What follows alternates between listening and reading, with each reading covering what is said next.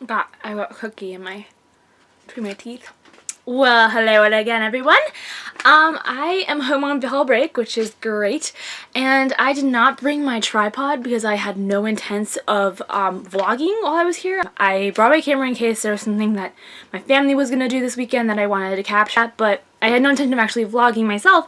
And so when I discovered a bag of books on my bed the day I got home, I realized I had made a mistake, and so now I am making a makeshift tripod out of my mother's computer desk thing, which works, but I have to like scrunch down so I can fit in the frame. So last night when I arrived home, I saw this bag on my bed, and there was a note that said, "These books are a gift to Molly. Thanks, Jennifer." She was my coworker this summer, and she and I have a shared passion for books. I had no idea she was going to give me some books, so thank you, Jennifer. That's awesome. So book haul number 4. The Bell Jar by Sylvia Plath. Never heard of this. Well, I feel like I have. I've heard of the author, but I've never heard of the book, but maybe I have. The classic slave narratives. There's definitely a history theme among these books, which is not usually what I read. I'm not a huge historical fiction, just not that kind of person. I read more just like fantasy and, I mean, some historical fiction, but mostly just fiction. It's different, and so thank you, Jennifer, for expanding my reading mind. So there is the life of, I have no idea how to say that person's name, so I'll just zoom in on it so that you guys can read it yourself. Yes, I don't know how to say that first guy's name. The History of Mary Prince, Narrative of the Life of Frederick Douglass, and Incidents in the Life of a Slave Girl. So all sound very interesting. So I'm excited to read it. James Joyce, A Portrait of the Artist as a Young Man. And yes, I did just read that off the camera as I said that out loud. I've heard of James Joyce, but never actually read any of his works, so I'm excited to read this. And I actually really love the cover.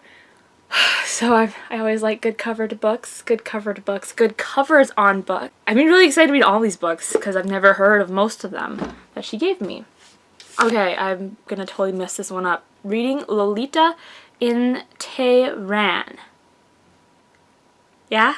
Okay. A Memoir in Books by Azar. You do that. You pronounce that. I'd never heard of this one either, so I'm excited. I like the cover. It's intriguing that there's these two girls, and it's about a memoir in books, so I'm like, ooh. I am now intrigued.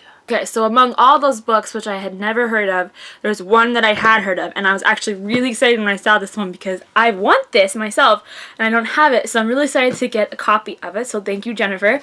But it was Victor Hugo's Les Miserables, and Les Miserables, sorry, and so, no, Les Miserables. I'm really bad with French. Yeah, so it is a monster of a book, obviously, but it will be a really rewarding read, and I'm really happy to finally have this in my collection. It saves me the money to have to buy it at Barnes. That's that cookie. Saves me the money to have to buy it from Barnes & Noble. Jennifer has a really good taste in books. That's what I've gathered from our conversations over this summer, so I'm not worried about them at all. It's definitely an unexpected gift, so thank you so much, Jennifer. I'm excited to add them to my bookshelf. Have any of you guys read these books? If so, I'd be really happy to hear about what you thought, or what they are about in general, or just kind of your analysis or your summary, whatever you want to tell me about them.